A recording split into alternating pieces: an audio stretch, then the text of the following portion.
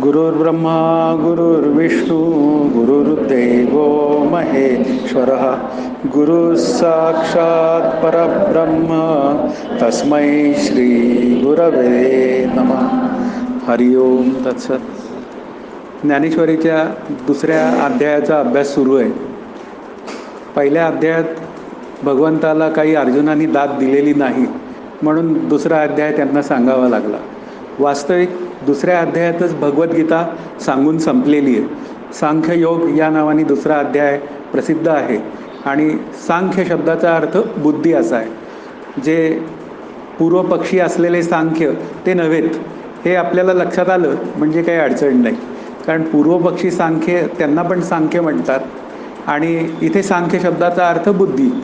आता बुद्धी या शब्दाचा अर्थ असा आहे की निष्काम कर्म निष्काम उपासना ही जर का पूर्ण झालेली असेल तर मी आनंदाचा ठेवा आहे हे कळण्याचं जे काय विचार आहे किंवा सामर्थ्य आहे, आत्मविचाराचं जे काय कळणं आहे ते भगवंत मला तशी ती बुद्धी देतो. आणि या दुसऱ्या अध्यायाच्या निमित्ताने मी तशी बुद्धी माझी करून घ्यायची आहे. हा महत्त्वाचा विषय तो आहे की भगवंताने अर्जुनाला युद्ध प्रवृत्त होण्यासाठी भगवद्गीता सांगितली आणि मला मात्र ही प्रवृत्तता आहे ती माझी प्रवृत्तता ही आनंदरूप होण्यासाठी आहे. आनंदरूप होण्यासाठीचा विचार हा भगवद्गीतेच्या दृष्टीने महत्त्वाचा आहे आणि त्याच्या आड येणाऱ्या ज्या गोष्टी आहेत तेवढ्या मला दुरुस्त करायच्या आहेत. आत्मस्वरूप एकमेव अद्वितीय असल्यामुळे त्याचा अनुभव आणून देणारं कुठलंही एक साधन नाही. तरीसुद्धा भाषा बोलली जाते की साधन करावं लागतं. आता मग हे साधन करावं लागतं तर कशासाठी करावं लागतं? तर अविद्या निवृत्तीसाठी करावं लागतं. म्हणजे माझ्यामध्ये असलेल्या आत्मस्वरूपाच्या अज्ञानाच्या नाशासाठी ते करावं लागतं. नाश शब्दाचा अर्थ इथे बाद असा घ्यायचा आहे. कारण नाश म्हणताना स्वरूपतः नाश असा विचार नाही करायचा. तर देह असतानाच जगत मला समोर दिसून कळत असतानाच हे जग मला बाधित करायचं आहे. म्हणजे या जगताविषयी मिथ्यात्व निश्चय करायचा आहे आणि तो जर केला तर माझी भ्रांती जाईल. अर्जुनाला जो भ्रम झालेला आहे तो भ्रांतीजन्य ज्ञानातनं झालेला आहे. मी मारणारा आणि ते मरणारे आणि ते मरणारे आहे असं निश्चित झाल्यानंतर मग द्रोण कर्ण आणि हे इतर सगळे जे आहेत यांच्याविषयी त्याला अनावश्यक करुणा उत्पन्न झालेली आहे. शरीर सत्यत्व भ्रांती त्याला सिद्ध झालेली आहे तिथे आणि शरीर सत्यत्व भ्रांती जेव्हा सिद्ध होते तेव्हा जगत सत्यत्व भ्रांतीसुद्धा सिद्ध होतेच. कारण शरीराच्या निमित्ताने काय झालं, विषय केला मी, शरीराला विषय केला आणि शरीराच्या निमित्ताने मी जगाला विषय केलेला असतो. आणि ज्यावेळी मी जगाला आणि शरीराला सत्यत्वाने विषय करतो त्यावेळी माझं अस्तित्व त्या शरीरावर अवलंबून आहे असा माझा एक आत निर्णय होतो आणि तो चुकीचा निर्णय आहे हेच समजावून सांगायचं काम भगवंत दुसऱ्या अध्यायाच्या निमित्ताने करतायत. फक्त दुसऱ्या अध्यायाचं फलित एवढंच आहे की त्या अर्जुनाने भगवंताचं शिष्यत्व पत्करलेलं आहे आनंदाने. तेवढंच आणि तितक्याच आनंदाने मी माझ्या श्रीगुरूंचं शिष्यत्व पत्करलं पाहिजे. त्याचं कारण असं आहे की श्रीगुरू माझ्या हिताचा उपदेश करतात आणि तो हिताचा उपदेश असाच आहे की या देहभ्रांतीतनं तू बाजूला बाहेर पडला पाहिजे. जोपर्यंत मी या 5 प्रकारच्या भ्रांतीतनं बाजूला पडत नाही तोपर्यंत मला माझ्या आनंदाचा ठेवा मी आहे हे कळण्याची व्यवस्था नाही आहे. आपल्याला अभ्यासच करायचा असल्यामुळे मग आपण या दुसऱ्या अध्यायाच्या निमित्ताने ज्या समोर माझ्या ओव्या येत आहेत त्या ओव्या मला कुठेही काही थोड्याशा इकडं तिकडं करून त्याचा काही पटपट काही दुसऱ्या अध्यायाचा विचार करता येईल का, पण असं काही घडत नाही आहे. म्हणून आपल्याला 1 बाय 1 एक ओवी अभ्यास करायची गरज आहे आणि आपण तसा प्रयत्न करूया. पुढची ओवी असं सांगतीये, जैसे जीर्ण वस्त्र सांडीजे मग नूतन वेढीजे तैसे देहांतरा ते स्वीकारीजे चैतन्यनाथे. जैसे जीर्ण वस्त्र सांडीजे. आता आपलं वस्त्र नावाची जी गोष्ट आहे ते जीर्ण झाल्यानंतर म्हणजे ते फाटल्यानंतर आपण जसं बदलतो, म्हणजे नवीन वस्त्र घेताना आपल्याला काही अडचण असते का? दुकानात जातो आणि काय करून टाकतो आपण, नवीन शर्ट नवीन काय जे कपडे असतात ते सहजच खरेदी करून टाकतो. ते जुनं वस्त्र गेल्याचं काही सुखही आहे का दुःखही आहे का? तर अजिबात नसतं. बरं असलं तर आपण एखाद्या गरीबाला देऊन टाकतो. मग नूतन वेढीचे, मग आपण नवीन घेतो आणि ते वस्त्र धारण करतो. त्याप्रमाणे अर्जुना तैसे देहांतरा ते स्वीकारीजे चैतन्यनाथे.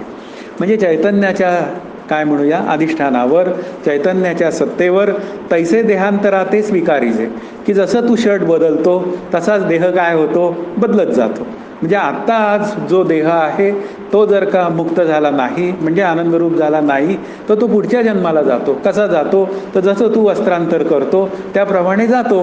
मग असं असलं तर तू कशाला काळजी करतोस. भगवंत अर्जुनाला म्हणतायत की अशा पद्धतीने सुद्धा ते जरी समोरचे लोक मेले तर तुला काय अडचण आहे. ते मेले तर परत जन्माला येतीलच, जसं वस्त्रांतर होतं तसं येतीलच ते, जर ते मुक्त झालेले नसतील, जर का त्यांना आनंदाचा ठेवा मी आहे कळालेलं नसेल तर ते येतीलच. तसंच माझं शरीरसुद्धा काय आहे, वस्त्रच आहे. आता त्याला कशाचा दर्जा दिला, वस्त्राचा. आता वस्त्राचा दर्जा म्हणजे काय असतं, वस्त्र जीर्ण झाल्यावर बदलावं लागतं. तसंच हा देह काय होतो, कालांतराने जीर्ण होतो. मग जीर्ण झाल्यावर तो काय होतो, नवीन जन्माला येतो. मग आता नवीन जन्माला आल्यानंतर मी या देहामध्ये जेवढ्या काही गोष्टी अनावश्यक केलेल्या आहेत त्या सगळ्याचा परिपाक म्हणून मला नेक्स्ट मॉडेल मिळतं.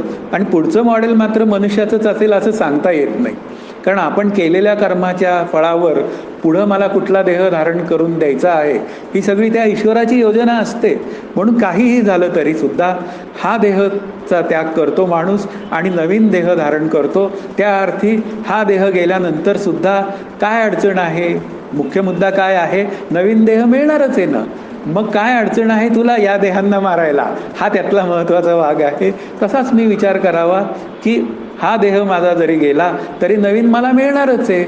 जर मी मुक्त झालो नाही तर नवीन मिळणारच आहे. पण जर मी आनंदाशी एकरूप झालो तर माझ्या नवीन देहाची व्यवस्था मी काय केलेली असेल, शांत केलेली असेल. देहसत्यत्व भ्रांती जर घालवायची असेल ती या भ्रांतीतनं, हे वस्त्र बदलणं हे देहाचं काम आहे, पण आत्मा एकमेव अद्वितीय असल्यामुळे, तो जन्मालाच आलेला नसल्यामुळे, तो मी असल्यामुळे, म्हणून मला स्थिती नाही, म्हणून मला जन्म नाही, म्हणून मला मरण नाही. म्हणून वस्त्राप्रमाणे आत्मा बदलता येत नाही. म्हणून वस्त्राप्रमाणे आत्मरूप मी बदलला जात नाही. असं जर असेल आणि तो मी आहे तर मी बदलण्याचं काय कारण आहे. मी आत्मरूप मी बदलण्याचं काही कारण नाही. शरीररूप मी बदलेल तर बदलू दे, पण आत्मरूप मी आहे हे जर मला कळलं तर शरीररूप मीची जी काय डेफिनेशन आहे, भ्रांती आहे, ती निवृत्त झाल्यावरच मला हे कळणार आहे. म्हणून त्या शरीर भ्रांतीतनं, त्याच्या सत्यत्व भ्रांतीतनं, त्याच्या अस्तित्वावर माझं अस्तित्व आहे अशा भ्रांतीतनं मला लवकरात लवकर दूर होण्याची आवश्यकता आहे, असा या ओवीचा अर्थ आहे. पुढचा श्लोक खूप पॉप्युलर आहे. नैनन चिंदंती शस्त्राणीचा विचार आहे. हा अनादि नित्यसिद्धू निरुपादी विशुद्धू म्हणून शस्त्रादिकी छेदू न घडे तया न घडे जया यया. त्याचं कारणच असं आहे की त्याला काय सांगायचं आहे भगवंताला, अर्जुनाला, की हे शरीर ही आहेत, ही येतात, काही काळ टिकतात आणि जातात, पण तू ह्याविषयी काय करू नको, भ्रम धरू नको. तू जोपर्यंत त्यांना सत्यत्वाने भ्रम मी मारणारा ते मरणारे अशा पद्धतीने तू जीवन जगायचा प्रयत्न करशील तोपर्यंत तुझा शोक काही जाणार नाही. पहिल्या अध्यायाचा विषय काय आहे, शोक झाला, अर्जुनाला शोक झाला. आणि पुढचे 17 अध्याय काय करणार आहे, त्याच्या शोकनाशासाठी सांगितले जाणार आहे. आता त्याचा शोकनाश आणि पुन्हा माझा शोकनाश हा विचार करायची गरज आहे, कारण अर्जुन आणि मी काय वेगळा आहे का. मग भगवंत आणि श्रीगुरू एका हद्दीतले आहेत आणि अर्जुन आणि मी एका हद्दीतले आहोत. फक्त एवढंच आहे की अर्जुनाचा दर्जा निष्काम कर्मोपासना केलेला होता, तो माझा तसा दर्जा हवा. तो जर असेल तर मी दुसऱ्या अध्यायातच मुक्त होण्याची व्यवस्था आहे, फार तर 18 अध्याय. पण कुठेतरी मी माझ्या मुक्तीसाठी ही भगवद्गीता वाचावी, ज्ञानेश्वरी वाचावी, हा मुख्य उद्देश आहे. आणि मग असं सांगतात, हा अनादि नित्यसिद्धू, हा म्हणजे कोण, स्वरूप. असं ज्ञानेश्वर माऊली काय बोलते ना, हे हळूहळू कळायला लागतं. तर हा म्हणजे स्वरूप.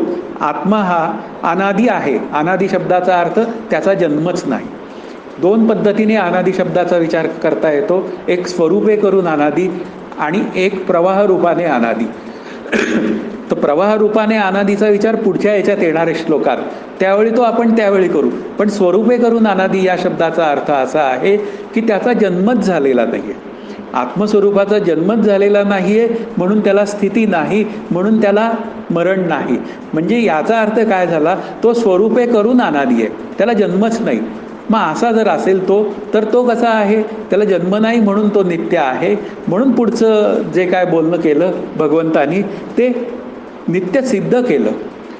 अनादी शब्दामध्ये काय सांगितलं? उत्पत्ती रहित सांगितलं, की जे जे उत्पन्न होतं ते ते कसं असतं? उपाधी सहित असतं. ते पुढं तर विषय येणार आहे, पण इथे अनादी हा शब्द जो आहे तो केवळ आपल्याला उत्पत्ती रहित हे सांगण्यासाठी सांगितला, की जन्म नाही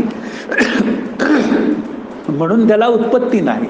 मग असा अनादी असलेला आत्मा मी आहे म्हणून माझी उत्पत्ती वास्तवात झालेली नाही. मग आता ही झाली आहे तर कशी झाली माझ्या शरीराची उत्पत्ती? दोन उत्पत्तीचा विचार कसा येतो? शरीराची उत्पत्ती, मनाची उत्पत्ती. शरीराची उत्पत्ती ही माझी झालेली आहे तर ती वास्तवात झालेली नाही आहे. मग कशी झालेली आहे? ती रज्जूवर भासणाऱ्या सर्पाप्रमाणे कल्पितात झालेली आहे. मग आता कल्पिताची सत्ता किती? जोपर्यंत साप सत्य वाटतो तोपर्यंत कल्पिताची सत्ता, पण सापाचं अधिष्ठान रज्जू उपहित चैतन्य कळालं की मग साप तो गळ्यात घालूनही हिंडता येतो आपल्याला. मग आपण गळ्यात नक्की काय घातलेलं असतं? दोरी घातलेली असती का साप घातलेला असतो? हे विचार करायची गरज आहे. अभ्यास हा असा करायचा असतो. अभ्यासामध्ये कसं असतं? श्रवण करायचं असतं, पण त्या श्रवणातनं माझी वृत्ती जी आहे ती मननात गेली पाहिजे. आणि मनन घडलं नाही ना तर मग निधिध्यासन होत नाही. म्हणजे मी आत्मा आहे या वृत्तीचं निरिध्यासन व्हायला पाहिजे, पण त्यासाठी रितसर श्रवण घडलं पाहिजे. आणि रितसर श्रवणामध्ये असं सांगतायत की हा उत्पत्ती रहित आहे. म्हणजे त्याला उत्पत्ती नाही, शरीराला उत्पत्ती आहे. मग शरीराला उत्पत्ती आहे तर ती गोष्ट कशी झाली? ती स्वरूपाप्रमाणे नाही. मग आता शरीर कसं झालं? मिथ्या ठरलं. ते जन्माला आलं, काही काळ टिकलं आणि कालांतराने निघून गेलं. मग आता निघून जाणार असेल तर त्याच्यावर किती प्रेम करायचं? आता ज्या गोष्टी निघून जातात, ज्या गोष्टी आता उदाहरणार्थ काही गोष्टी परवडतात. आता डोळ्याला मोतीबिंदू झाला, मग आता काय झालं? तो जो पडदा आहे त्याच्यामध्ये प्रॉब्लेम आला. मग त्या मोतीबिंदूतलं ते काढून टाकलं आणि त्याच्यात लेन्स टाकली, झालं. काही वाटत नाही, गेली लेन्स टाकली, काम झालं आपलं. पण शेवटी हे काय आहे? हे शरीरसुद्धा कल्पित आहे. ते येतं, काही काळ टिकतं, कालांतराने जातं. हा जर माझा निश्चय असेल तर माझी आनंदाकडे ओढ होईल. मग तरच मी उत्पत्ती रहित होईल. उत्पत्ती सहित मी जेव्हा मला सत्यत्व देतो माझ्या शरीराच्या उत्पत्तीला, माझ्या मनाच्या उत्पत्तीला. आता मनाचाही विचार केला तर आपल्याला लक्षात येतं, जागेपणी मी काय म्हणतो? माझ्या मनाला बरं वाटत नाही. आता बरं वाटत नाही म्हटल्यावर काय झालं की पूर्वी काय होत होतं? आधीच्या क्षणाला ते जय जय रामकृष्ण हरी म्हणत होतं आणि ते सोडून देतं. आणि आता मन काय करायला लागतं? मी आता काय झालं? माझ्या मनाला करमत नाही. नंतर तेच मन रात्री काय होऊन जातं? शांत होऊन जातं. म्हणजे त्याचं अस्तित्व संपून जातं. म्हणजे हे मनामध्ये एवढे चेंजेस आहेत. म्हणजे याच्यामध्ये इतके बदल घडतात. कसे? की जसे ते आपण आपला हार्टचा हे काढला, काय म्हणूया त्याचा, हां, तर तो काढला, त्याचा ग्राम काढला की कसा येतो? असं खाली वर येतो. इतकं मन काय होतंय? फ्लक्च्युएट होतंय. आता ते फ्लक्च्युएट असलेल्या मनाला ते शरीर सत्यत्व भ्रांती असते. आणि मग अशी शरीर सत्यत्व भ्रांती जी असते ती म्हणते माझ्या मनाला परवडत नाही, माझ्या मनाला कळत नाही, माझं मन सध्या काय आहे? थाऱ्यावर नाही. सतत सतत माझं माझं म्हणत असतो. म्हणजे मनापेक्षा वेगळं आहे असं त्याचं बोलणंही चाललेलं असतं. तरीसुद्धा त्या माझ्या म्हणण्याला काय केलेलं असतं? त्या मनाला चिकटूनच गेलेला असतो. मग असं असताना हे अशी बोलणी जी काय होतात ती उत्पत्ती सहित असलेल्या देहाबद्दलची बोलणी आहेत. आणि ती बोलणी सगळी मला कुठे नेतात? माझ्या देह सत्यत्व भ्रांतीकडे नेतात. मग मनाला चैन पडत नाही तर काय कर? टी व्ही लाव जरा. आता टी व्ही लावून काय होणार आहे? पुन्हा मन तो काय करणार आहे? अवघडच करणार आहे. म्हणून मन नावाची गोष्ट जी आहे ती वायुतत्वाची आहे. तिची उत्पत्ती झाली शरीराबरोबर. मग शरीर मिथ्या म्हणून मनसुद्धा मिथ्या. मग वायुतत्वाचं मन, मग वायुतत्व 5 महाभूतांचं त्याचं अधिष्ठान स्वरूप ते मी आहे. म्हणून माझ्या सत्तेवर मन आहे. आता माझ्या सत्तेवर मन असेल तर या मनाच्या निमित्ताने माझी फरफट मी किती करावी हे साधन आपल्याला कळलं पाहिजे. म्हणून इथे अनादी शब्दामध्ये उत्पत्ती रहित आहे. नित्यसिद्धू. आता नित्यसिद्धू शब्दाचा अर्थ नित्यसत्तारूप. म्हणजे याचा अर्थ काय? त्याचीच सत्ता आहे. आत्मस्वरूप हे आहे, आहे आणि आहे. समर्थांची भाषा आहे असतची असे. मग आता हे तिन्ही काळात असलेलं जे आहे ते कायम आहे असल्यामुळे सत्तारूप आहे, त्याचीच सत्ता आहे. त्याच्याच सत्तेवर मला सगळ्या गोष्टी कळतात. त्याच्याच सत्तेवर मला पदार्थांचं ज्ञान होतं. त्याच्याच सत्तेवर मी देहभ्रांतीचा घोळ करतो. आता भाषा कशी झाली? त्याच्याच सत्तेवर सगळं काही होत असताना त्याच्या सत्तेला मी दुर्लक्ष करतो. हा माझा दोष आहे.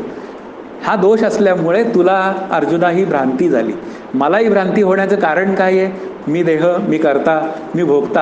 आता मी करता भोगता ही भ्रांती कशाच्या स्तरावर आहे? ही पुन्हा अंतःकरणाच्या स्तरावर आहे. मग अंतःकरणाला काय झालं? सिद्ध त्याला सत्यत्व दिलं. सत्यत्व दिल्याबरोबर काय झालं, माझी बुद्धी फार शार्प, हा सुपेरिटी कॉम्प्लेक्स. माझ्या बुद्धीला कळत नाही, हा इम्पेरिटी कॉम्प्लेक्स. मग आता हे दोन्ही कॉम्प्लेक्स मला काय करतात, माझ्या आनंदापासून दूर नेतात. आपल्याला लक्षात येत नाही की मला कळत नाही म्हणण्यामध्ये जेवढं दुःख आहे तेवढंच मला कळतं म्हणण्यामध्ये सुद्धा दुःख आहे. कारण खऱ्या सुखाचं मला माहितीच नाही आहे, थांगच नाही आहे. मग खऱ्या सुखाचा जर थांग लावायचा असेल तर मला नित्यसिद्ध असलेल्या आनंदाकडे जावं लागेल. आणि नित्यसिद्ध असलेल्या आनंदाशी एकरूप व्हायचं असेल तर हे जे काय तुटक सुख मिळवण्याच्या ज्या गोष्टी आहेत, विषय, आता विषय कसा आहे, नित्यसिद्ध आहे का, नित्यसिद्ध असता तर त्यांनी मला कायमचं समाधान दिलं असतं. चहा नावाचा विषय आहे. किती वेळ मला समाधान मिळतं, पहिल्या घोटाला मिळतं, नंतर दुसऱ्या सिपला समाधान भंगलेलं आहे. तरीसुद्धा मला काय म्हणतो मी, चहामुळे मला बरं वाटलं. वास्तविक चहामुळे बरं वाटलं का, चहामुळे बरं वाटलं असतं तर अधिक चहा पिऊन बरं वाटलं असतं. तसं होत नाही. त्याचा अर्थ चहा हा विषय आहे, विषय जड अचेतन असतात.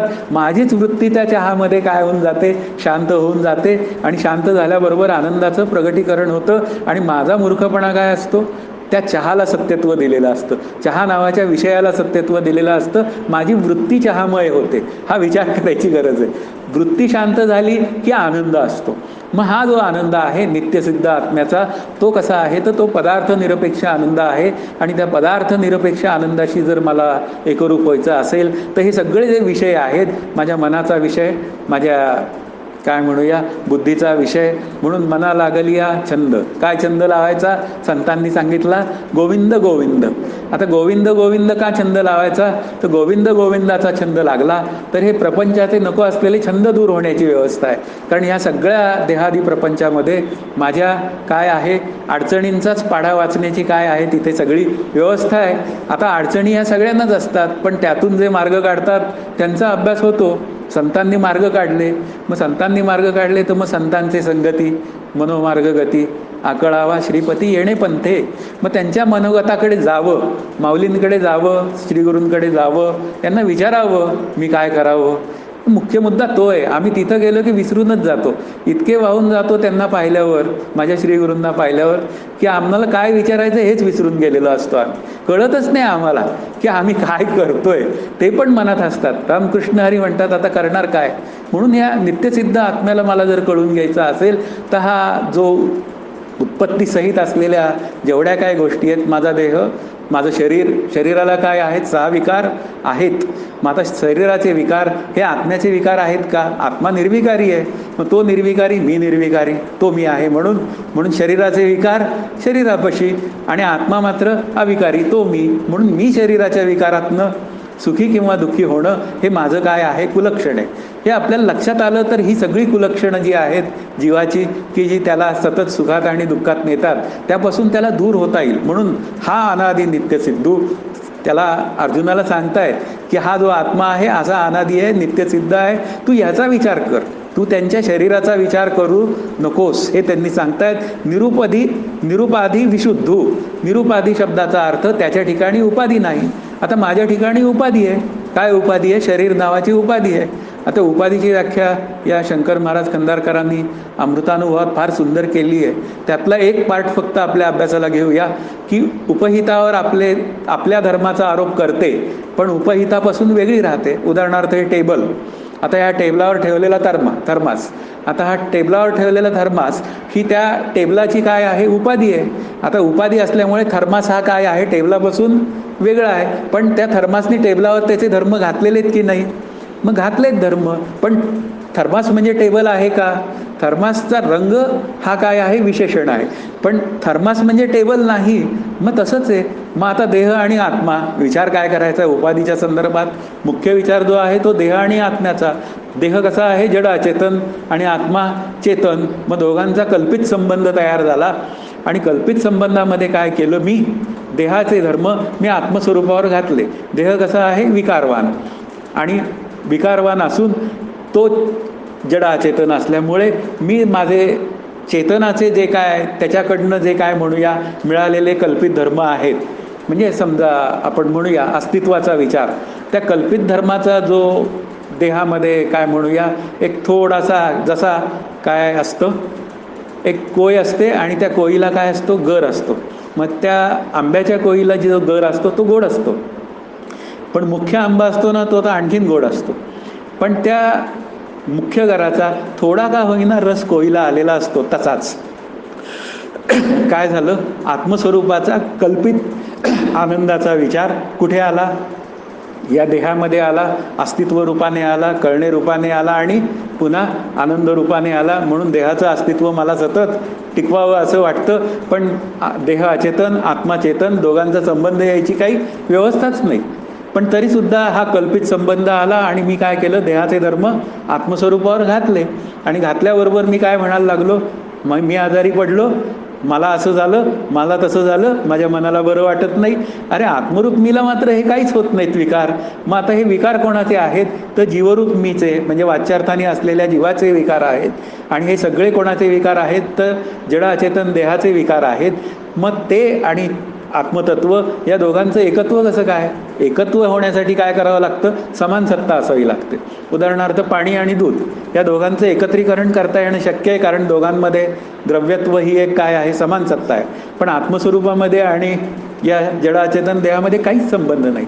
तरीसुद्धा मी काय करतो, निष्कारण संबंध निर्माण करतो. जसे व्यावहारिक सत्तेत काही संबंध नसतो, रेल्वेत बसलेला असतो आपण 7-8 जण समोर एकमेकांच्या, आणि काही नाही, इतक्या गप्पा मारतो वगैरे की बस. आणि गप्पा मारून झाल्या की काय होऊन जातं, मग तुम्ही आम्हाला भेटा, आम्ही तुम्हाला भेटतो, हो हो म्हणलं जातं. ज्याचं त्याचं स्टेशन येतं, जो तो उतरून जातो परत न भेटण्यासाठी. पण तरीसुद्धा एक संबंध तयार करतो आणि आठवण काढून काढून उकरतो ते. त्या दिवशी ना त्या रेल्वेमध्ये त्या प्रवासात खूपच छान माणसं भेटली. आता काय संबंध आहे, इथे ज्ञानेश्वरी भेटली त्याचा विचार करणं.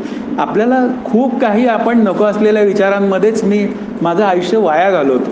असं वाया घालवणारं जे आयुष्य आहे ते कसं आहे हे समजून घ्यायची गरज आहे, की हे सगळे जे काय देहाचे प्रपंच चालतो, या देहाचा जो काय व्यवहार चालतो तो केवळ उपाधीच्या स्वरूपात करावा, कारण त्याचे धर्म आत्मस्वरूपावर घालू नये आणि देहाला वेगळं करावं. यालाच काय म्हणतात, चित अचित ग्रंथीचा भेद. चित म्हणजे स्वरूप, अचित म्हणजे जड अचेतन देह. दोघांना काय करा, वेगळं करा.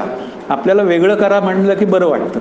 हे वेगळं करणं हे आपल्याला आपल्या काय म्हणूया, घरातनं वेगळं राहणं हे वेगळं, पण आपल्या ह्याच्यात देहाला आणि आत्म्याला वेगळं करणं यासाठी मात्र काय करावं लागतं, खूप कष्ट घ्यावे लागतात.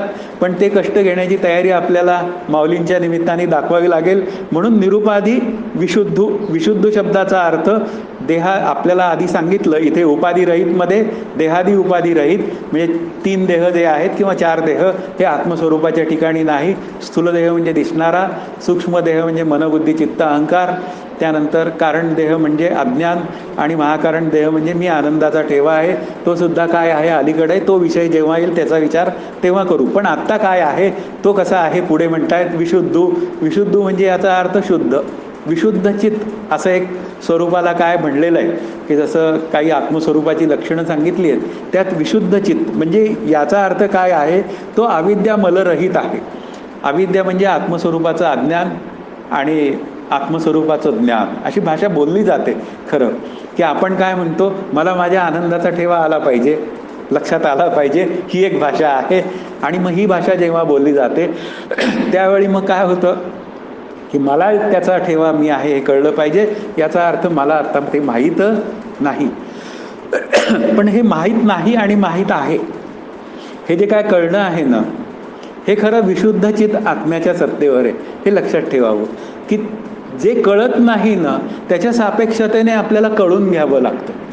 आता ते कळणं सुद्धा वृत्तीच्या स्तरावर आहे, की मी देह हे काय आहे, आत्मस्वरूपाचं कळणं नाही आहे. मी करता मी भोगता हे कळणं नाही आहे. मग पुढचं कळणं कसं आहे ते, तर मी करता नाही मी भोगता नाही अशा स्वरूपात मला कळतं.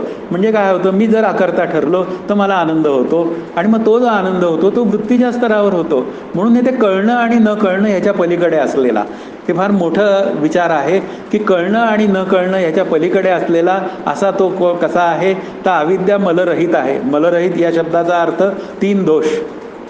मलदोषांमध्ये 3 दोषांचा विचार आहे, आणि 3 दोषामध्ये काय दोष आहेत ते माहिती आहे, कशा दोष नाही तर मलविक्षेप आणि आवरण दोष. मलदोष म्हणजे पाप करण्याची वृत्ती, नंतर विक्षेप दोष म्हणजे चित्तातील चंचलता, आणि आवरण दोष म्हणजे आत्मस्वरूपाचं अज्ञान. आता मलदोष जर घालवायचा असेल, पाप करण्याची वृत्ती घालवायची असेल, तर मला माझी कर्म निष्काम केली पाहिजेत. आणि निष्काम करायचे असतील तर काय, ज्ञानदेवांनी सांगितलं, मददेवनी जाळीत कर्मफळे. कर्मफळं कोणाला अर्पण करा? ईश्वराला अर्पण करा, नाहीतर श्रीगुरूंना अर्पण करा. कर्तेपणा द्या, कोणाला तरी द्या, पण स्वतःकडे ठेवू नका. ही भाषा आहे. मग कर्तेपणा जर त्याला दिला तर मी काय होईल? अकर्ता होईल. करून अकर्ता, भोगून अभोगता, करता नाही तर मग भोगता नाही. अशी करता भोगता भ्रांती कशाच्या स्तरावर आहे? बुद्धीच्या स्तरावर आहे. आणि कर्म मात्र कशाच्या स्तरावर आहे? बुद्धी आणि इंद्रियांच्या स्तरावर, मनाच्या मार्फत. मग आता हे सगळं जे काय युनिट आहे ते आपल्याला समजून चालवावं लागतं. बुद्धीची काय करावी लागते? समजूत घालावी लागते की मी करता नाही, आत्मरूप मी काय आहे? करता आहे. तो काही करत नाही कारण तो अक्रीड आहे. मग तो काही करत नाही तर मी काही करत नाही, म्हणून मी तसंच बसावं का? तसं नाही, सगळं काही करावं. जे करायचं आहे ते करावं, म्हणजे योग्य. महत्त्वाचं काय आहे? विधी ते पाळीत, निषेधा ते गाळीत. विधींचं पालन, निषेध गाळायचे, आणि ते करून जे काय करायचं ते करायचं. पण त्या करण्याचं कर्तेपण मी घ्यायचं नाही. कारण करण्याचं कर्तेपण मी घेतलं की त्याचं भोगतेपण मला येतं, आणि भोगतेपण मला आलं की मग काय आलं? सुखदुःखाचा प्रसंग येतो. कोणी माझी स्तुती केली की बरं वाटतं, कोणी माझं काय म्हणा निंदा केली की मला वाईट वाटतं. पण आत्मस्वरूपाची निंदाही नाही आणि स्तुतीही नाही. मग आता हे अभ्यास करणं चाललंय, हे काय आहे? ही आत्मस्वरूपाची निंदा आहे आत्ता. पण संवादी निंदा आहे, ती मला माझ्या आनंदाकडे घेऊन जाईल. समजून घ्यायचं, हळूहळू काय करायचं असतं, या सिस्टीमला समजून घ्यायचं. ही विशुद्ध आहे म्हणजे काय आहे, त्याच्यामध्ये मल नावाची गोष्ट नाही. म्हणून पाप करण्याची वृत्ती गेली पाहिजे, आणि ती जायची असेल तर मला सगळी कर्म ईश्वरार्पण बुद्धीने केली पाहिजे.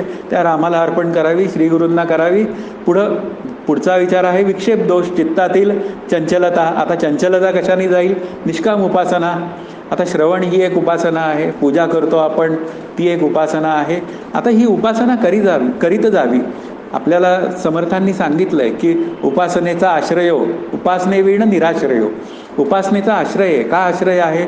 ध्यान ही एक उपासना आहे, देवाची पूजा ही एक उपासना आहे, निष्काम कर्म ही सुद्धा एक उपासना आहे, नामस्मरण ही एक उपासना आहे.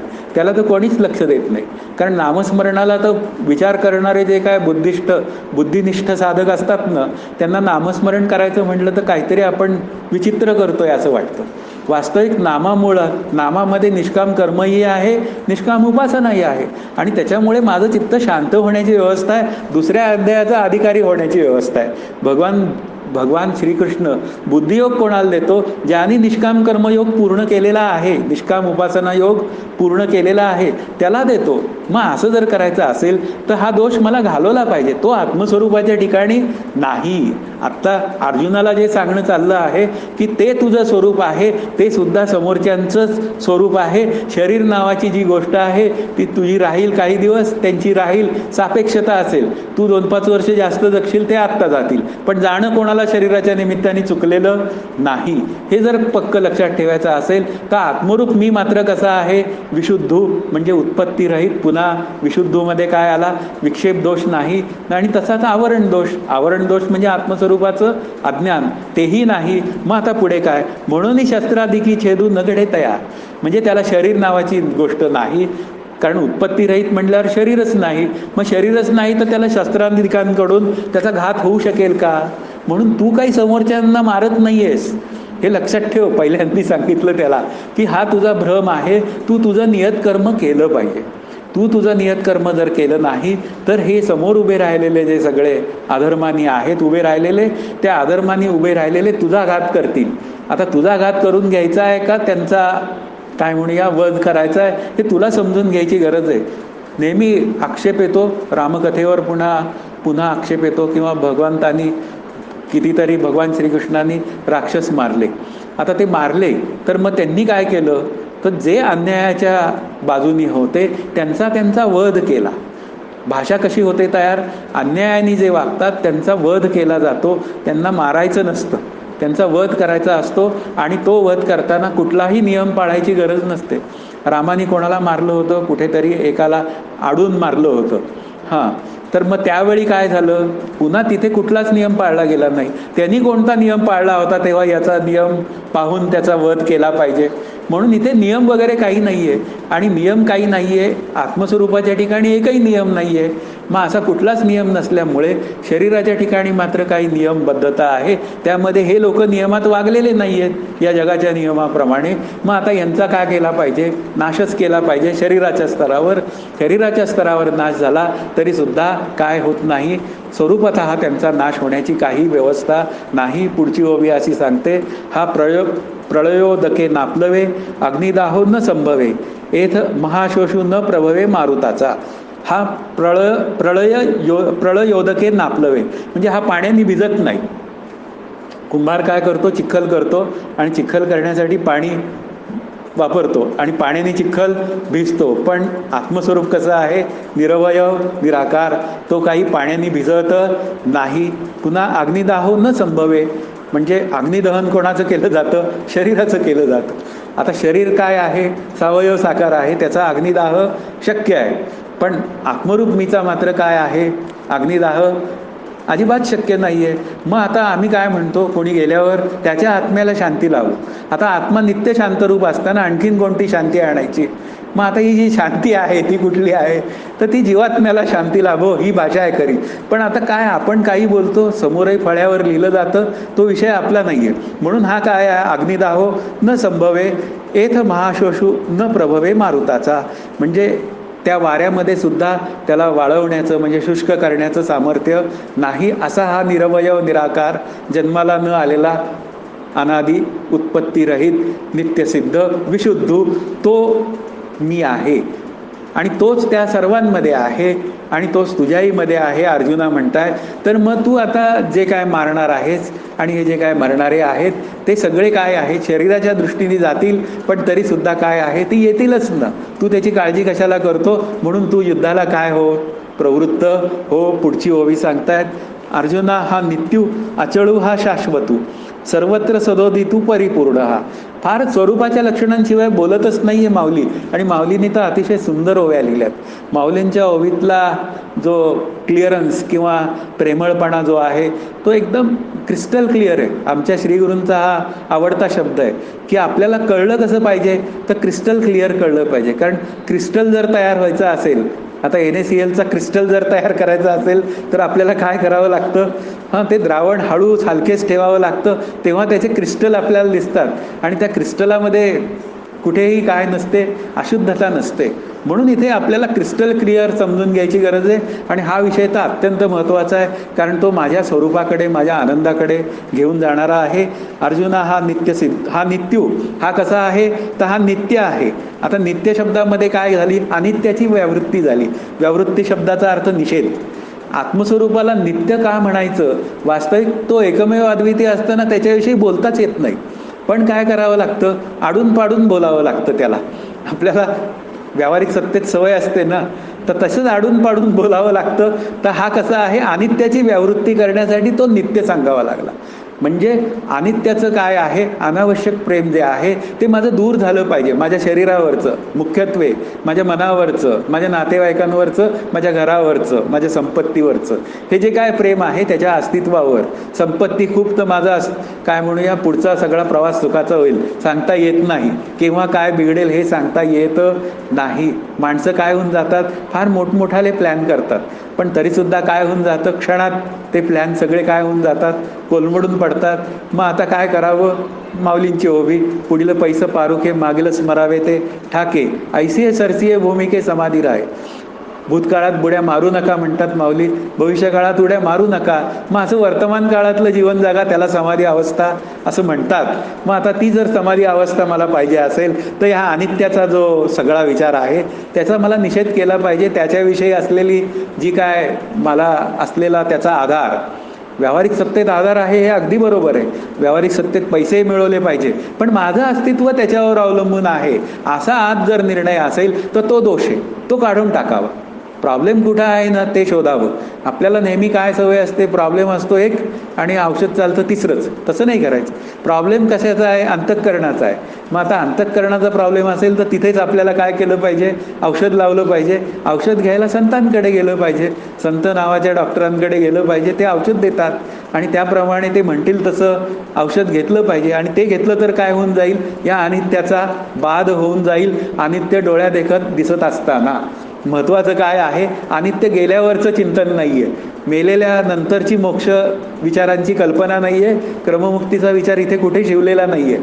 इथं कुठला विचार आहे, जागा असताना म्हणजे केव्हा, या शरीरात असतानाच मी काय झालो पाहिजे, जीवनमुक्त झालो पाहिजे. मग ह्या अनित्य देहातनं, अनित्य संपत्तीच्या विचारातनं माझी काय केली पाहिजे, जी गुंतवणूक आहे ती काढून घ्यायची आहे. संपत्ती कोणाला द्यायला सांगितलेली नाही, कारण ती देणार नाही हे भगवंताला माहिती आहे. मग आता प्रॉब्लेम कुठे आहे, त्या गुंतवणुकीचा प्रॉब्लेम आहे. तेवढाच काढावा, गुंतवणूक करावी, शेअरमध्ये करावी, सगळीकडे करावी, पण ती गुंतवणूक करून त्यात गुंतून राहू नये.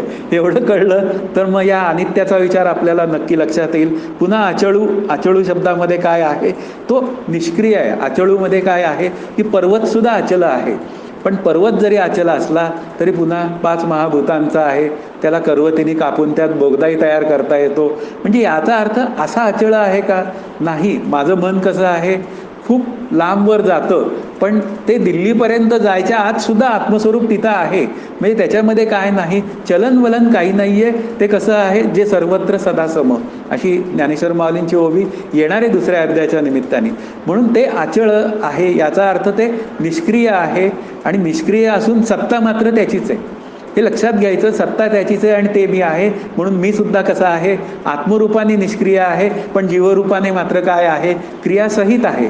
मग आता क्रिया करावी, समर्थांचं म्हणणं आहे, क्रिया करून करवावी.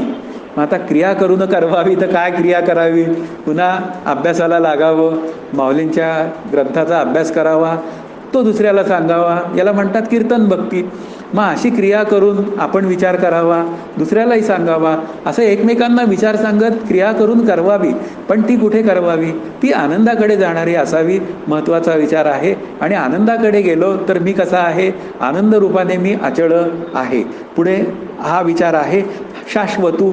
आता शाश्वतानी काय केलं, अशाश्वताचा विचार दूर केला. शाश्वत अशाश्वत विवेक अशी भाषा आहे. एक आत्माच तेवढा शाश्वत असून उरलेलं सगळं काय आहे, अशाश्वत आहे. मग अशाश्वताचा काय करावा, मनतः त्याग, बुद्धितः त्याग. म्हणून समर्थांनी म्हणलंय, संसार त्याग न करिता, प्रपंच उपाधी न सांडता, जनामध्ये सार्थकता विचारेची होय. संसार त्याग करायला त्यांनी सांगितलं नाही, पण त्याच्यावरचं ममत्व जे आहे ते बाजूला करायला सांगितलं. आपल्याला नक्की काय करायचं हे लक्षात ठेवायचं, की कधी कधी थोडासा वस्तुत्यागही करावा लागतो. कोणाला एखादी वस्तू द्यायची वेळ आली तर ती सुद्धा देता आली पाहिजे, असा एक विचार आहे.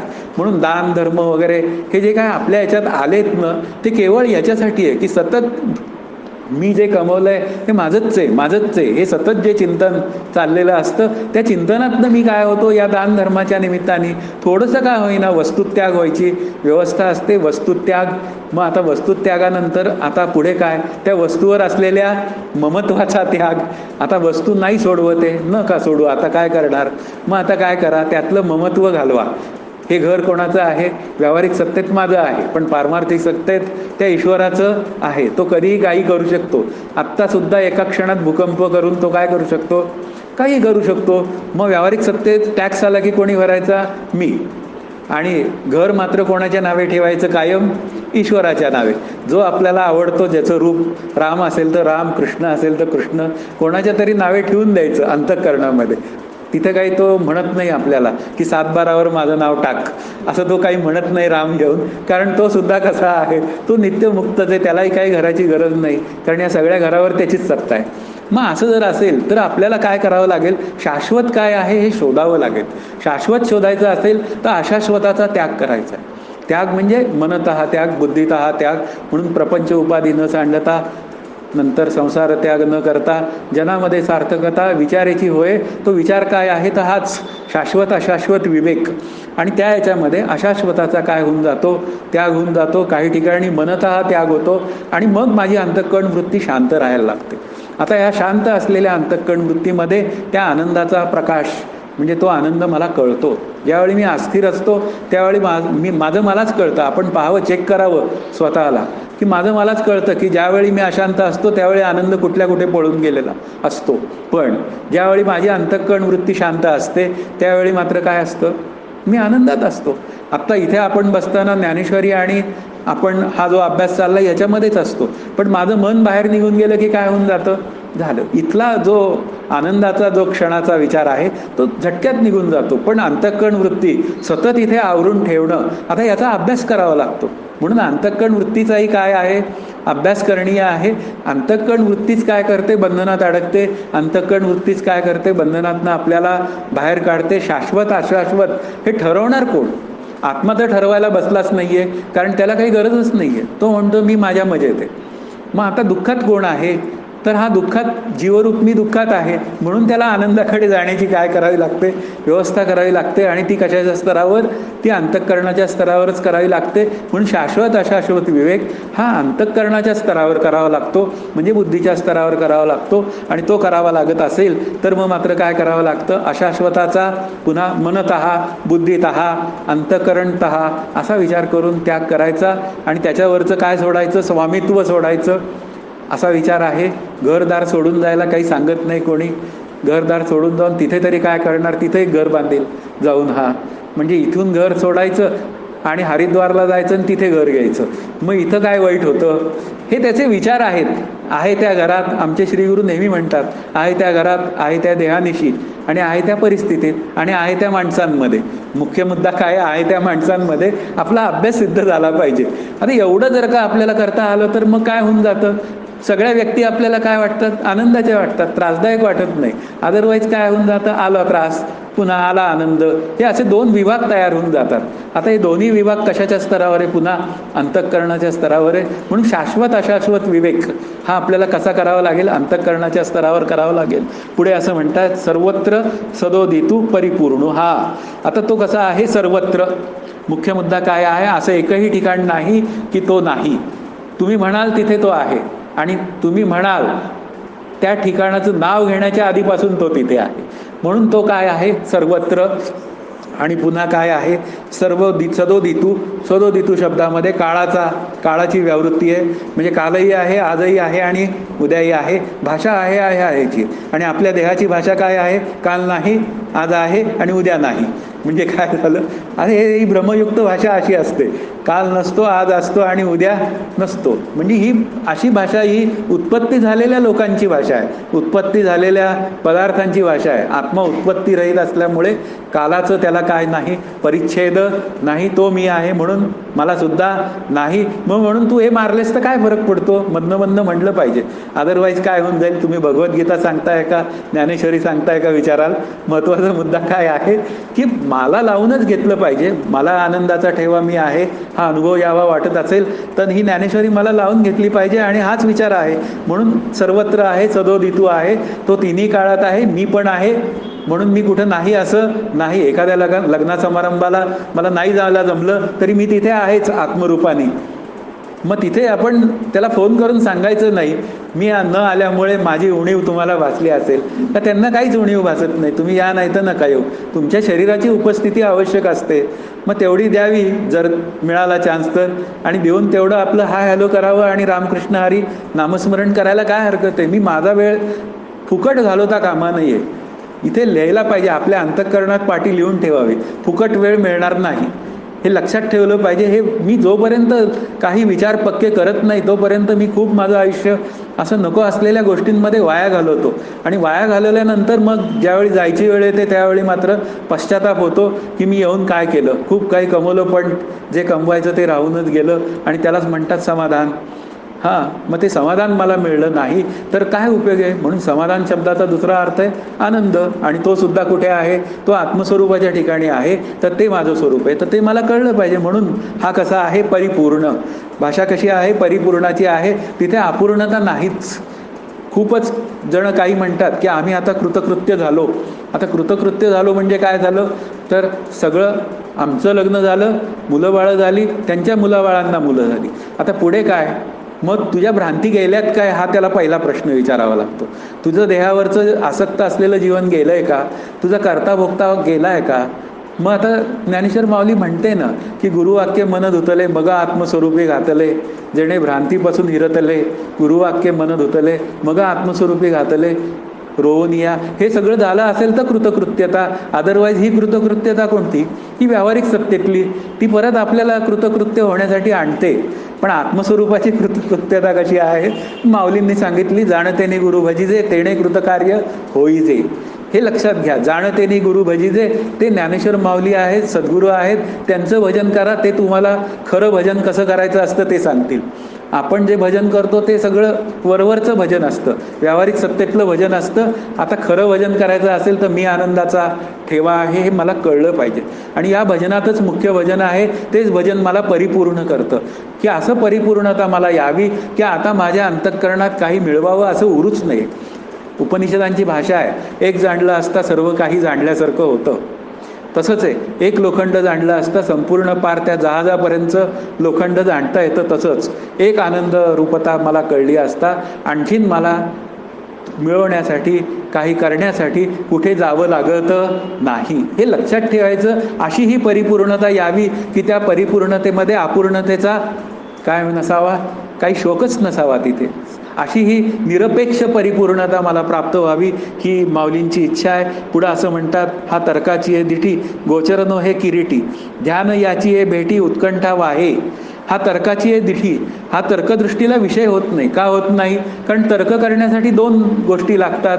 ज्याचा तर्क करायचा ती गोष्ट, ज्याच्याविषयी तर्क करायचा ती गोष्ट, आणि जो तर्क करतो तो तिसरा, असं म्हणूया. उदाहरणार्थ, आपण डोंगरावर धूर आहे असं जेव्हा म्हणतो त्यावेळी तर्क काय करतो? अग्नी तिथं असला पाहिजे. म्हणजे तर्कासाठी ह्या तीन गोष्टी कराव्या लागतात. आत्मस्वरूपासारखा दुसरा पदार्थच नाही.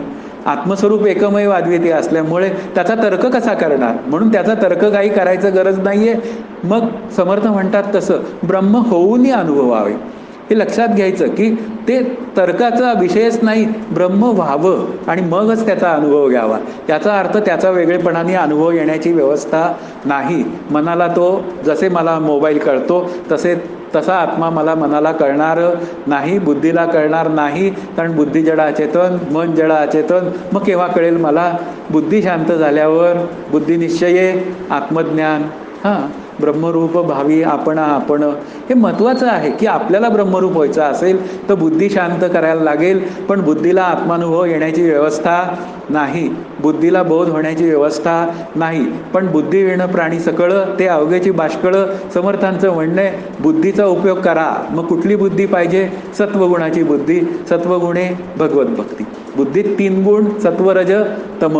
मग आता आपल्याला वर कोणता गुण ठेवायची गरज आहे अध्यात्माच्या अभ्यासासाठी? सत्वगुण. अशा पद्धतीने आपण जर का आपलं रोजचं चिंतन केलं तर माझ्या आनंदाचा जो प्रवास आहे तो प्रशस्त होत जातो, तो उलगडत जातो. जोपर्यंत असं उलगडणं घडत नाहीये, उलगडा व्हायला पाहिजे. आणि उलगडा होण्यासाठी चिंतन करावं लागतं. वारंवार मी चिंतनाचा विषय बोलतोय, त्याचं कारणच असं आहे की आपण खूप काही ऐकतो, पण ते ऐकलेलं सगळं वाहून जातं. आपल्याला चिंतन करायचं असेल तर त्यासाठी काय केलं पाहिजे? पुन्हा ऐकावं थोडं. माझे श्रीगुरू नेहमी म्हणतात, तुम्ही ऐका थोडं पण त्याचं चिंतन करा जास्ती. ही आम्हाला दोघांना सांगितलेली गोष्ट आहे. म्हणून तुम्ही कोणती शिबिरं अटेंड करू नका. एखादंच शिबिर अटेंड करा, ती 11 प्रवचनं तुम्हाला वर्षभर अभ्यासाला पुरतील. आता आपण तर दर आठवड्याला चिंतन करतोय. हे विचार करायचा आहे आपल्याला. तस्मात विचार करावा, देव कोण तो ओळखावा. देवालाच ओळखायचं असेल तर विचार करावा लागेल, आणि विचारामध्ये सगळं चिंतन साठवलेलं आहे. म्हणून समर्थ म्हणतात, श्रवणशीळ लोकांपाशी, असं नाही म्हणत अखंड देव अहर्निशी, ते म्हणतात मननशीळ लोकांपाशी अखंड देव अहर्निशी. मननशीळ लोक कशी असतात? ती देवाकडे म्हणजे देवस्वरूप होण्याचा विषय करतात. आणि श्रवणशीळ लोक कशी असतात? समर्थ म्हणतात स्थलत्याग होता सवेची जाते. तसं आपलं व्हायला नको. म्हणून मननाची आपण काय केली पाहिजे? आतमध्ये बांधिलकी आपण जपली पाहिजे आपल्याच अंतःकरणाने. दुसऱ्यांच्याकडे नाही लक्ष द्यायचं. आपल्याकडे लक्ष द्यायचं असेल तर पुन्हा हाच आहे की तो तर्काला काय होत नाही. मनन काय करतात? मुनी. मुनी हा शब्द काय आला? मनन करतात ते मुनी. मग आता ते मनन कशाचं करतात? ते देवाचंच मनन करतात. म्हणून ते आनंदाशी एकरूप होतात. गोचर नो हे किरीटी, हा आत्म्याचा स्वरूपाशी व्याप्तिरूप संबंध असलेला हेतू उपलब्ध नाही. हेतू शब्दाचा अर्थ कारण. आता व्याप्तिरूप संबंध दाखवायचा असेल तर आपल्याला एखादी गोष्ट एखाद्या गोष्टीसारखी असते असं काहीतरी समजून सांगावं लागतं ना. विथ रेफरन्स टू व्हॉट अशी भाषा बोलली जाते. पण इथे रेफरन्सला काय देणार? एक आत्मा आहे, त्याच्या रेफरन्सला दुसरा आत्मा नाही द्यायला. बरं, तो पण पुन्हा 5 ज्ञानेंद्रियांना आणि 6 प्रमाणांना कळत नाही, म्हणून तो रेफरन्सचा विषयच नाही. म्हणून व्याप्ती त्याची काही दाखवता येत नाही. आता ही व्याप्ती दाखवली आपण, ज्या अर्थी दूर आहे त्या अर्थी अग्नी आहे, पण असा व्याप्तिरूप संबंध दाखवणार कुठे? म्हणून आत्मस्वरूपाच्या ठिकाणी काय आहे? कुठलाही संबंध नाही. म्हणून हे सगळे संबंध काय आहेत? शांत करण्यामध्येच आपल्या अभ्यासाचा खरा हेतू आहे. म्हणून हे सगळे संबंध जे आहेत ते एक दिवस शांत व्हावे, एक कल्पित संबंध सिद्ध व्हावा आणि सिद्ध होऊन तोही शांत व्हावा, आणि मग जे काय आहे तेच आपल्याला कळेल. पुढे सांगतात, ध्यान याची भेटी उत्कंठा आहे. आता ध्यान याच्या भेटी करता सतत काय करतं? त्याच्या मागे धावतं. ध्यानाला लोक बसतात. आता ध्यानाला तो आत्मा कळतो काय? मुख्य मुद्दा काय आहे की ध्यान केलं तरच आत्मा आहे काय, आणि ध्यान नाही केलं तर आत्मा नाही काय, हा पुढचा प्रश्न आहे. ध्यान केलं तरी आत्मा आहे आणि ध्यान नाही केलं तरी मग आत्मा आहे. मग ध्यानाला बसायचं कशाला? हा महत्त्वाचा विचार आहे. ध्यान ही एक निष्काम उपासना आहे. त्याने अंतःकरण वृत्ती शांत होते आणि आनंदाचा अनुभव येतो. हे आपल्याला त्यातलं क्लिक बारीक कळले पाहिजेत की ध्यानाच्या निमित्ताने माझी अंतःकरण वृत्ती शांत होणं, आनंदाचा अनुभव येणं, आणि त्या आनंदाविषयी असलेला जो काय संशय आहे ना, तो दूर होण्याची व्यवस्था होते.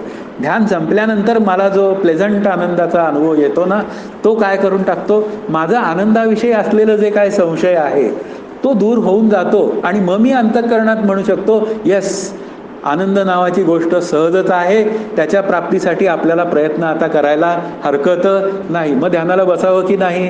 ध्यानाला रोज बसावं. 5-10 मिनटं ध्यानाला बसावं, आणि ध्यानाला बसून काय करावं? रोज आत्मवारी करावी, त्याचा निश्चय करावा, उत्तरोत्तर निश्चय करावा, आणि जागेपणी तो निश्चय काय करावा? तो जो प्लेझंटनेस मला मिळालेला आहे त्या प्लेझंटनेसमध्ये, म्हणजे त्या शांत अवस्थेमध्ये मी हा बुद्धियोग दिलेला आहे ना, त्याचा विचार करावा. कारण ध्यानाच्या निमित्ताने जो आनंदाचा अनुभव येतो तो तात्पुरता असतो, त्याला लयचिंतन म्हणतात. पण खरा अनुभव यायचा असेल तर तो बाधचिंतनातनं येतो, तो जागेपणी आला पाहिजे.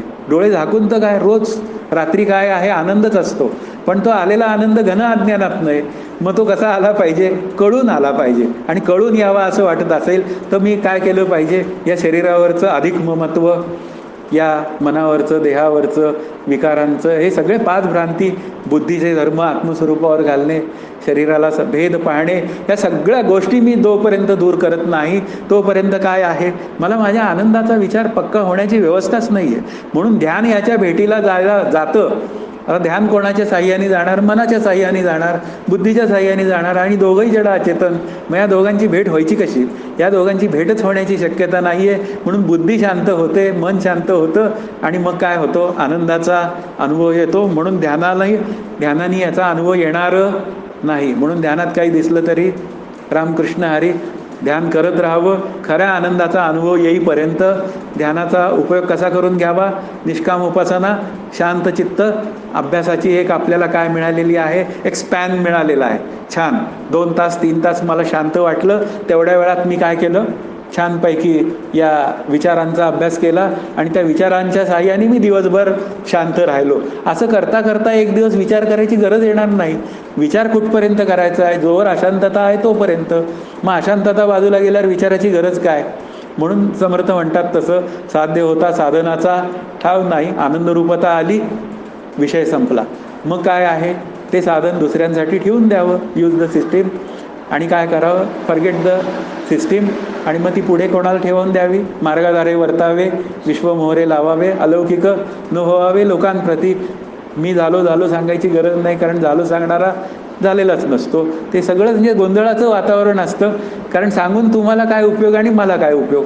प्रश्न ज्याचं त्याला कळतं, ज्याने त्याने आपल्या काय म्हणूया नाडीवर हात ठेवून बघावा हाताच्या, आणि ठरवावं काय झालंय काय नाही झालंय. नसेल झालं तर अभ्यास करावा, झालेला असेल तर रामकृष्ण हरी, जे व्हायचंय ते होऊन गेलेलं आहे, तो कशाला काय करीन? तो मजेत जीवन जगेल पुढे. असं म्हणजे कितीही उत्कंठा वाहिली तरी या ओवीचा अर्थ ध्यानाला आत्मा कळण्याची व्यवस्था नाही. पुढची ओवी असं सांगते, हा सदा दुर्लभू मना, आपुनो हे साधना, निस्सीमू हा अर्जुना पुरुषोत्तमू. हा सदा दुर्लभू मना, म्हणजे याला मन नेहमीच त्याच्या भेटीला जायला बघतं, पण मनाला काही ते कळत नाही. मना सज्जना भक्तिपंथेची जावे, पण ते जाऊन त्याला मिळणार आहे का? तर मनाला त्याची भेट होण्याची व्यवस्था नाही आहे. मन काय करावं लागतं? शांत करावं लागतं. हां, मग मन शांत जोपर्यंत होत नाही तोपर्यंत काय आहे, हा मनाने याचा अनुभव येण्याची व्यवस्था नाही. मग मनाने काय करता येतं याचा अधिक विचार करावा. अर्जुनाला काय सांगितलं? मनाने काय करावं? मना सज्जना भक्तिपंथेची जावे तरी श्रीहरी. हां, मग त्या श्रीहरीला आपल्याला पाहून घ्यायचं असेल, म्हणजे त्याच्याशी एकरूप व्हायचं असेल आपल्याला, तर आपण मनाला समजूत घालावी मनाची. आणि हळूहळू समजून कशी घालावी? की मी म्हणजे देह नाही, मी करता नाही, मी भोगता नाही, मग राम करता, अशी समजूत घालता घालता मी हळूहळू काय होऊन जाईल? स्वरूपाकडे जाईल. म्हणून हा मनाला आत्मा नेहमीच दुर्लभ आहे. पुढे असं म्हणतात, आपुन हे साधना, तो कोणत्याही साधनाला पुन्हा वश होत नाही, प्राप्त होत नाही. मग साधन काय करतं? सारखा कंठशोष काय चाललाय सगळ्यांचा सांगण्याचा? माझ्या श्रीगुरू काय म्हणतात? साधन केलं पाहिजे. माऊली काय सांगते? साधन केलं पाहिजे. ध्यान हे सुद्धा काय आहे? साधन आहे. विचार हे सुद्धा काय आहे? आत्मा अनात्म विचार साधन आहे. मग साधन काय करतं? अविद्येची निवृत्ती करतं. जे नको असलेले विचार असतात ते निवृत्त होतात आणि मग सहजच आत्मस्वरूप आहे ते प्रगट होतं. जसं पाणी आणि शेवाळाच्या दृष्टांतात काय आहे? पाणी नावाची गोष्ट सहजच आहे. मग आता पाणी लपलंय कुठे? ते जणू काही लपलंय शेवाळाच्या खाली. मग आता काय करा? शेवाळं बाजूला करा. म्हणून मी देह एक शेवाळं, मी करता दुसरं शेवाळं, अशी अनेक शेवाळी माझ्या अंतःकरणात आहेत. आता ती सगळी शेवाळी दूर केली तर आनंद नावाचं पाणी मला काय होणार आहे? प्रगट होणार आहे. आनंद रूपता ही आपल्या अंतःकरणात सहजच प्रगट होईल. म्हणून काय आहे? आपुन हे साधना, हा काही साधनेलाही सापडणार नाही, पण अज्ञानाच्या निवृत्तीसाठी साधन नावाची गोष्ट करावी लागेल. निस्सीमू हा अर्जुना, निस्सीमू शब्दाचा अर्थ हा निस्सीम आहे, म्हणजे अमर्यादा आहे. हां, जिथंच तिथं सीमा आहे. म्हणजे पुन्हा देशतः कालतः, मागच्या वेळी केलाय विचार. हां, त्याला सीमा नाही आहे. कारण जन्म झाला की देशतः आली. आता या इथं आपण बसलोय तर आपण आपल्या घरात नाही. म्हणजे सावयव साकार वस्तूला काय आहे? मर्यादा आहे. मग पुन्हा देशतः आहे, नंतर कालतः, त्याचं एक आयुष्य आहे, त्यानंतर तो जातो. आत्मस्वरूपा मात्र जन्माला आलं नाही म्हणून त्याला स्थिती नाही, म्हणून त्याला वस्तू मर्यादा नाही.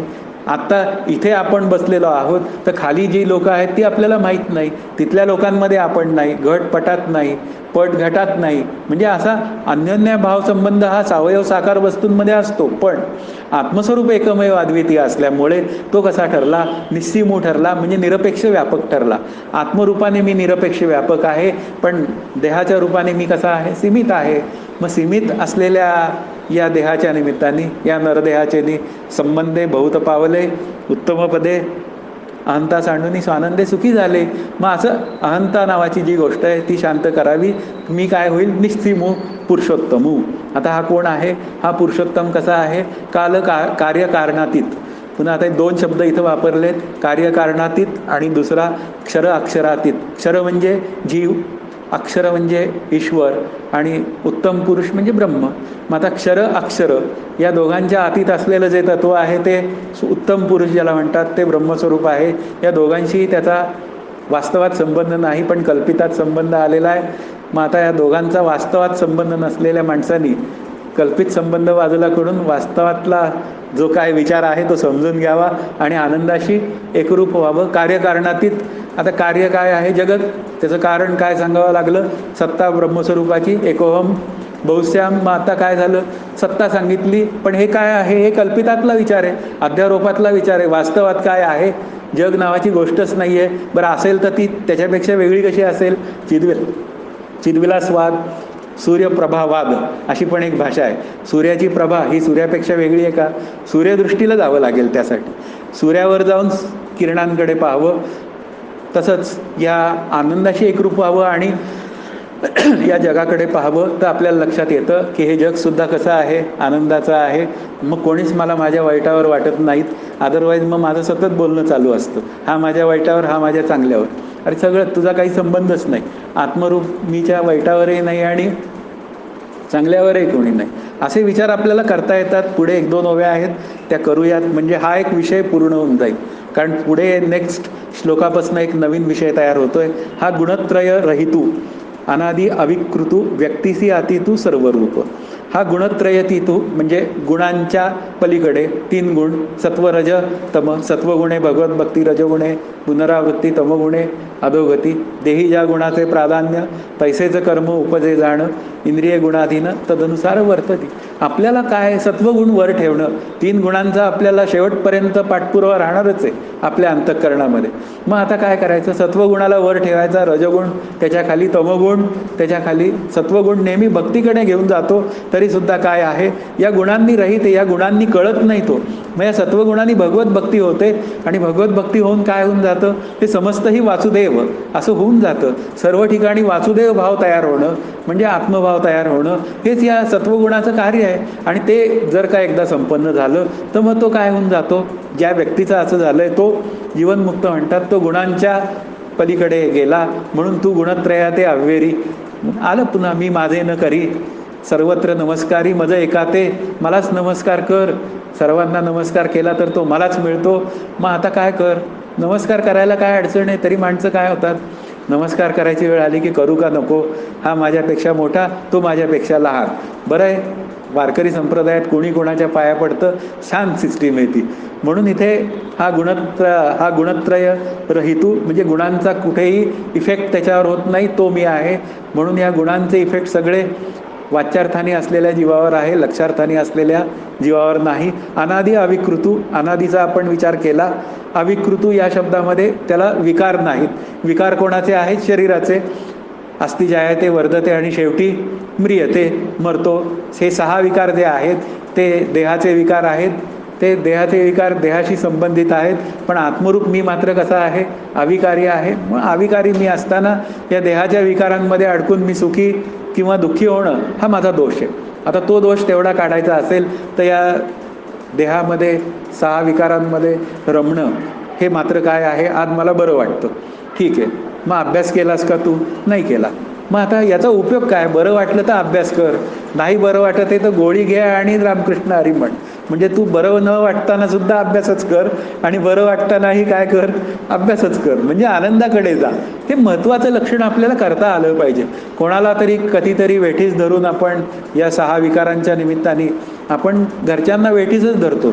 तसं न करता आपण आनंदाकडे जाण्याचा काय करावा, प्रयत्न करावा. शरीर मिळालंय ना, कशासाठी मिळालंय, आनंदासाठी मिळालंय. मग त्या तिकडे जावं. व्यक्तीसी आतीतू म्हणजे काय झालं, व्यक्ती या शब्दाचा अर्थ स्थूल सूक्ष्म आकाराच्या पलीकडचा आणि सर्वरूप आहे. म्हणजे व्यक्तीसी शब्दाचा अर्थ तो स्थूलही नाही आणि सूक्ष्मही नाही. मुख्य मुद्दा काय आहे, फार त्याच्याबद्दल काही बोलताच येत नाही. मग त्याच्याबद्दल बोलता येत नाही तर माझ्याबद्दलही काही बोलता येत नाही, हे लक्षात ठेवायचं. कारण तो मी आहे म्हणून माझ्याबद्दल काही बोललं तरी काय करावं, आत्मरूप मीबद्दल काही बोलता येत नाही. मग हा बोलला कोणाबद्दल बोलला, हा माझ्याबद्दल बोलला नाही. बोलला तो बोलला, जाऊ दे, आपला काही संबंध नाही. आपली अंतःकरण वृत्ती काय करायची नाही, अशांत करायची नाही. अशांत आहे आणि मी सुखात आहे, या गोष्टी चुकतातच. म्हणून स्थूल सूक्ष्म आकार, किती मायक्रोस्कोप खाली आकार घेतला तरी तो आकारच आहे. मायक्रॉनमध्ये असू दे किंवा एखादा अगदी स्थूल घेतला तरी आकारच आहे. पण आत्मा कसा आहे, निर्विकारू. मग निर्विकाराच्या स्वरूपाच्या ठिकाणी हा आकार वगैरे काही नाही आणि तो सर्वरूप आहे. सर्वरूप आहे म्हणजे सर्वांमध्ये तो आहे. एकोम बहुश्यामचा विचार केला तरी आहे. पुन्हा अभिन्न निमित्त उपादानाचा विचार आहे, तो कधीतरी करू आपण. तो काय आहे, त्यांनी जग निर्माण केलं, तो त्या आकाराचा झाला. ही ईश्वराची भाषा आहे. एकोम बहुश्याम पुन्हा अनुप्रविशत, अशा 2 श्रुती आहेत. एक आहे आणि त्याला बहु व्हावे असं वाटलं, जगाच्या निमित्ताने तो बहु झाला, तोच त्या आकाराचा झाला. ही दुसरी अनुप्रविशत श्रुती सांगते. मग काही झालं तरी काय आहे, तो त्या आकाराचा झाला तरी तोच आहे. मग सर्व तुम्ही जे मला दिसतायत किंवा तुम्हाला आणखीन कोणी दिसतायत तर ते काय दिसतंय, तो केवळ आत्मस्वरूपाचाच विचार आहे, आनंदच आहे. मग मी तुमचा द्वेष करणं, तुम्ही माझा द्वेष करणं, हे कशाचं कारण आहे, हे जीवलक्षण आहे. तर या जीवलक्षणातनं हळूहळू वाच्यार्थाने असलेल्या मी बाजूला पडलं पाहिजे. जोपर्यंत बाजूला पडत नाही तोपर्यंत काय आहे, हा सगळा सुखदुःखांचा खेळ हा माझा काय होणार आहे, सतत चालूच राहणार आहे आणि पुढच्या जन्माची मी तरतूद करून ठेवणार आहे. आता असं जे काय, किती वेळा जन्म यावे किती वेळा व्हावे फजित, ही तुकाराम महाराजांची भाषा आहे. मग मी जन्माला यावं हे भूषण नाही, आता आलोय जन्माला न तर हा खेळ शेवटचा ठरला पाहिजे असा विचार करून मी अभ्यास केला पाहिजे. जोपर्यंत असा अभ्यास करत नाही तोपर्यंत काय आहे, सर्वरूप होण्याची व्यवस्था नाही. शेवटची ओवी अशी सांगते, ऐसा अर्जुना ऐसा हा जाणावा, सकळात्मकू देखावा, मग सहजे शोकू आगावा हरेल तुझा. मूळ मुद्दा काय आहे, तुझा शोक हारला पाहिजे. शोकभ्रांती आहे ना. पहिल्या अध्यायाच्या निमित्ताने काय झालं, अर्जुनाला शोक झाला, त्यांचा देह जाणार. मग ते गेले द्रोणाचार्य, हे ते तर करायचं काय, हा मुख्य असल्यामुळे ऐसा हा जाणावा अर्जुना, हा या पद्धतीने जो आत्मस्वरूपाचं लक्षणं सांगितली या पद्धतीने जाणावं. सकळात्मकू देखावा, मग सर्वांमध्ये ज्ञानदृष्टीने त्यालाच पाहावं. म्हणजे जेथे जातो तेथे तू माझा सांगाती. नंतर पुन्हा पाहावा विठ्ठल, बोलावा विठ्ठल, करावा विठ्ठल जीवभाव. ज्ञानदृष्टी ही आहे. रीता ठाव या राघवे विण नाही, ज्या ज्या स्थळी मन जाय माझे त्या त्या स्थळी निजरूप तुझे. मग असं सगळं जे होणं आहे हे केवळ कसं आहे, सकारात्मक देखावा. मग असं सकारात्मक या निमित्ताने तू समजून घे अर्जुना. मग तुझ्या ठिकाणी हा भ्रम उरणार नाही आणि तू सहजच तुझं नियत कर्म म्हणजे युद्ध तू करायला लागशील. मग सहजे शोकू आगवा हरेल तुझा. मग असं सगळं तू आनंदाचं स्वरूप मी आहे असं जेव्हा जाणशील तेव्हा हा तुझा शोक हरेल. कसा हरेल तर कारणासहित हरेल. भाषा कशी आहे, ज्ञानदेवांना कारणाविरहित नकोय, अविद्याची निवृत्ती झाली पाहिजे अविद्येसहित. हा देह तात्पुरता आपल्याला निवृत्त नाही करायचा, झोपेत रोजच होतो, पण सकाळी उठल्यावर जसे तसे सगळे संस्कार मी घेऊन उठतो. मग आता ते सगळे संस्कार मला पुसायचे नको असलेले, ते हवे असलेल्या संस्कारांनीच पुसले जातात. आणि हवे असलेला संस्कार हा सगळा आधीच्या या ओवीचा अभ्यास होता. तो अभ्यास आपण करण्याचा एक प्रयत्न केला. 1 तासाच्या वर वेळ गेलाय. माझ्या श्रीगुरूंची 1 तासाच्या वर बोलायला कधी परवानगी नाही, पण आता क्षमा मागून मी इथे थांबवतो. जय जय रघुवीर समर्थ. हरिओम तत्सत.